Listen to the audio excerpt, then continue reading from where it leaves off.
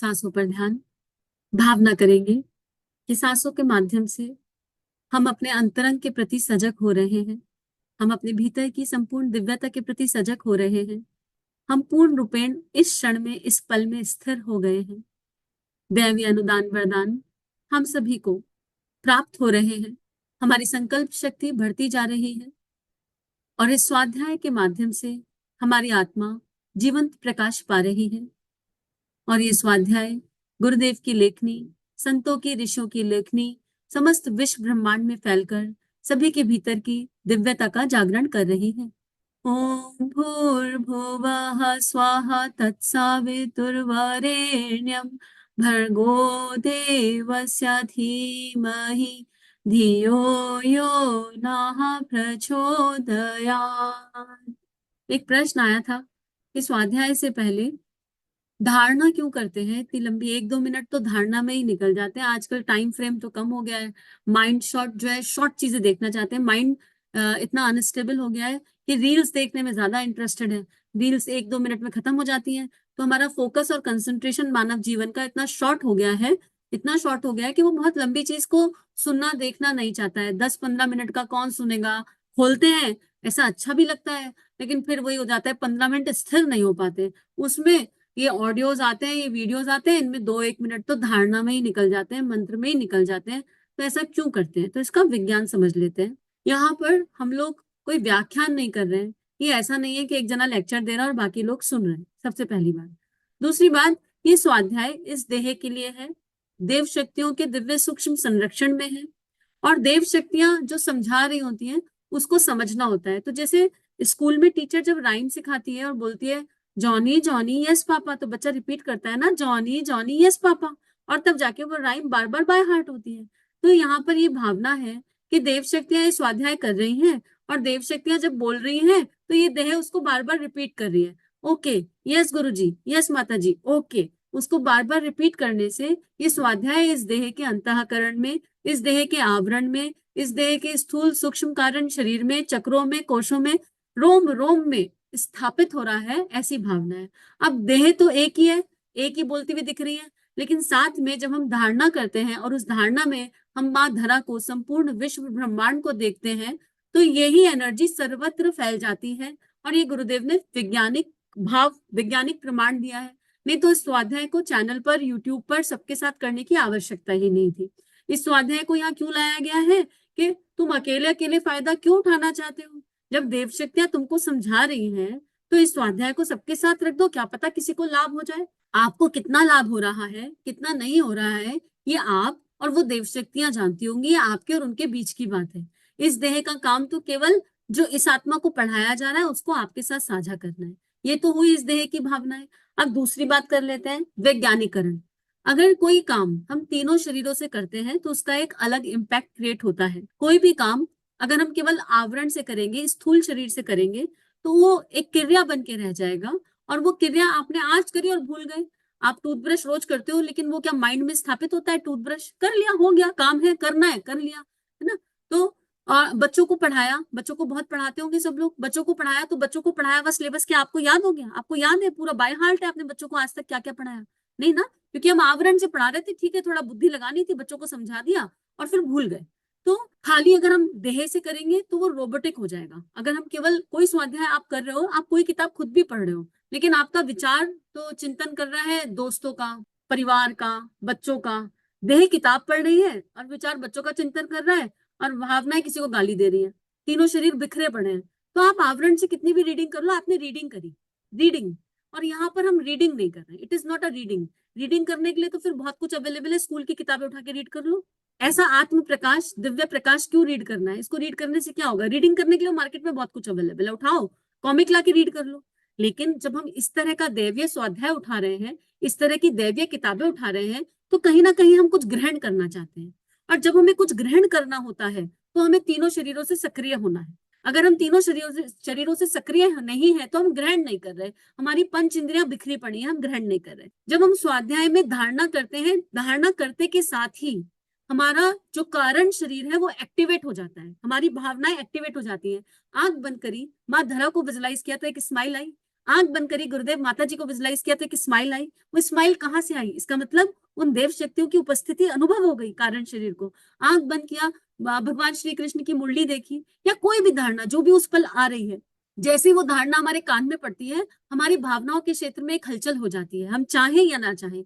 जैसे ही भावनाओं के क्षेत्र में हलचल होती है, हमारे षट चक्र एक्टिवेट हो जाते हैं। गुरुदेव ने कल समझाया, हमारे षट चक्रों में, पंच कोशों में भगवान का अंश विराजित है, वो एक्टिवेट हो जाता है। अरे कुछ हमारे लिए आने वाला है, आत्मा का भोजन आने वाला है, आत्मा का प्रसाद आने वाला है, वो अंदर अंदर एक्टिवेट हो जाता है धारणा के साथ। अब उस धारणा में हम विचारणा से गायत्री मंत्र डालते हैं। जब हम विचारणा से गायत्री मंत्र डालते हैं तो हमारा ब्रेन, हमारा जो विचार शरीर है, वो स्थिर हो जाता है, क्योंकि गायत्री मंत्र सद्बुद्धि की प्रार्थना करता है समष्टि के लिए और बलपूर्वक। तो हमारा विचार शरीर कह देता है बहुत कुछ आने वाला है, आत्मा ने तो बता दिया, ब्रेन को नॉलेज चली गई, ब्रेन को इंफॉर्मेशन चली गई कि कुछ बहुत अच्छा आने वाला है। हमारे अंदर बैठे देवी देवताओं ने समझा दिया कि कुछ बहुत अच्छा आने वाला है। गायत्री मंत्र मेक श्योर करता है कि ये देह शरीर से कुछ भी करे, ये देह शरीर से कुछ भी करे, पर इस स्वाध्याय का जो दिव्य तत्व है वो पहुंचाना अब गायत्री माता का काम है गुरु के संरक्षण में। वो पहुंचाना अब गायत्री माता का काम है भीतर गुरु के संरक्षण में। तो हमारा विचार शरीर सक्रिय हो जाता है।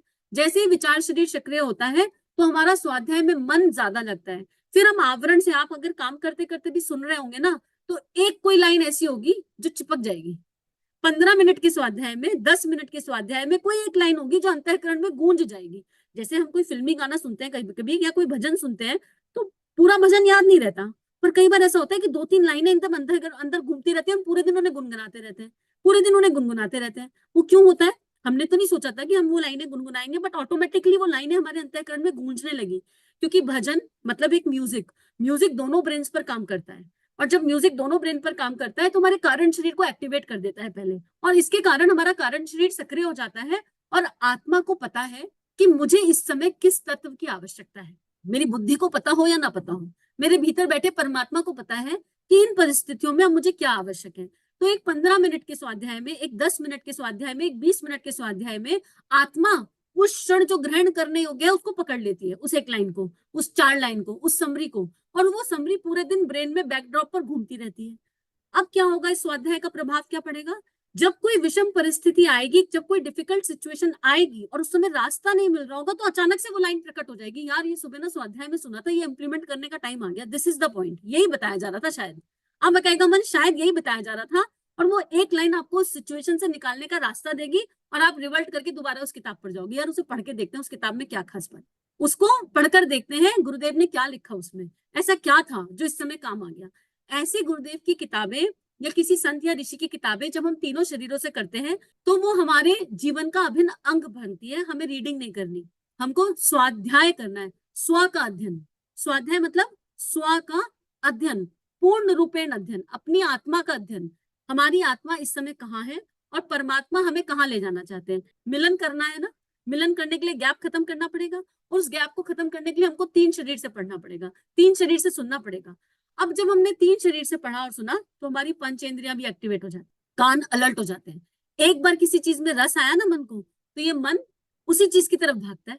एक बार रस आना चाहिए। तो जब हम आवाहन करते हैं, धारणा करते हैं, मंत्र करते हैं, तो मन रस लेने लगता है, कहीं ना कहीं रस लेगा, किसी एक चीज में रस लेगा। और जब मन रस लेने लगता है तो उस काम को रिपीट करना चाहता है। मन की प्रवृत्ति है भाई, मक्खी जो है बार बार अपनी प्रवृत्ति के अनुसार गुड़ पे जाएगी, कूड़े पे जाएगी, जो प्रवृत्ति है उसके अनुसार हर जीव प्रवृत्ति के अनुसार बिहेव कर रहा है। मन की प्रवृत्ति है कि जहां रस ले लिया वो काम बार बार करेगा, जहां रस ले लिया वो काम बार बार करेगा। तो मन को अगर स्वाध्याय में रस आने लग जाए तो मन बार बार स्वाध्याय करना चाहेगा।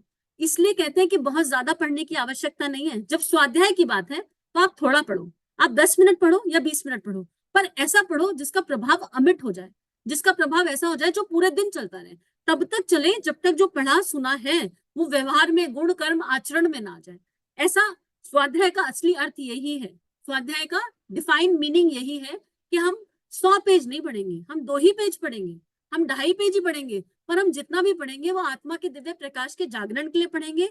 गैपिंग को फाइंड आउट करेंगे कि क्या गैपिंग है जो कहा जा रहा है और हमारे जीवन में, और फिर एक्शन प्लान बताएंगे।